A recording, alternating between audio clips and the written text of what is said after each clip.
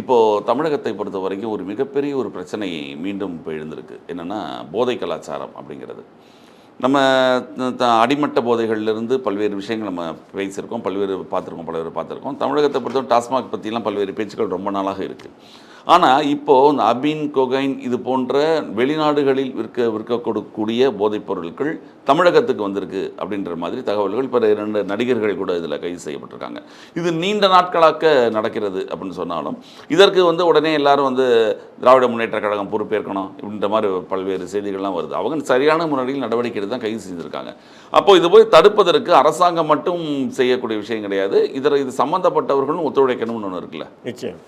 இப்போ கைது பண்ணியிருக்காங்கன்னு நீங்கள் சொல்கிறீங்க, திராவிட முன்னேற்ற கழகம் கைது பண்ணியிருக்காங்க, அதுக்காக பாராட்டுங்க அப்படின்றீங்க இல்லைங்களா? உங்களுடைய கருத்து பாராட்ட சொல்ல திட்ட வேணாம்னு சொன்னேன். இல்லை, அப்படி தான் இருக்குது உங்கள் கருத்து. என்னை பொறுத்தவரை என்னன்னு சொன்னீங்கன்னா, பாராட்டலாம் வேணாம்னு சொல்ல. நீங்கள் விற்பனையாளர்களையும் தயாரிப்பாளர்களையும் விட்டுறீங்க. அடித்தவனை பிடிச்சிட்டு என்ன ஆகும்? அப்படி பிடிக்கணும்னு சொன்னால் சென்னையில் மட்டும் 10 லட்சம் பேரை கைது பண்ண வேண்டியதாங்க. சென்னையில் மட்டும் நான் சொல்கிறேன். தமிழ்நாடு முழுக்கன்னா அது அதிகமாக. சென்னையிலே 10 லட்சம் பேர் குறைஞ்சபட்சம் நீங்கள் கைது பண்ண வேண்டியதாக இருக்கும்.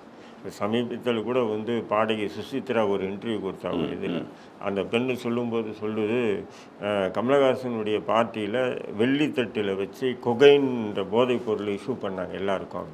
அப்போ எல்லாருக்கும் இஷ்யூ பண்ண, இப்போது எல்லாருமே நம்ம ஒரு நிகழ்ச்சிக்கு போகிறோம், டிவி இஷ்யூ பண்ணுவாங்க, கூல்ட்ரிங்க்ஸ் இஷ்யூ பண்ணுவாங்க, இல்லை சிப்ஸ் ஐட்டம் இஷ்யூ பண்ணுவாங்க. அது எல்லாருமே பயன்படுத்துகிறாங்கன்ட்டு தானே இஷ்யூ பண்ணுவாங்க.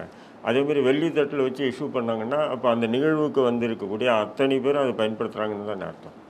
அப்போ அந்த பெண்ணை விசாரணை வளையத்துக்கு கொண்டு இல்லைன்னா அந்த நிகழ்ச்சியினுடைய யார் நடத்தினா, அந்த நிகழ்ச்சியில் யார் யார் கலந்துக்கிட்டா எல்லாரையும் திமுக அரசு விசாரணை வளையத்தில் கொண்டு கைது பண்ணியிருந்தாங்கன்னா நிறைய பேர் மாட்டியிருப்பாங்களா இல்லையா?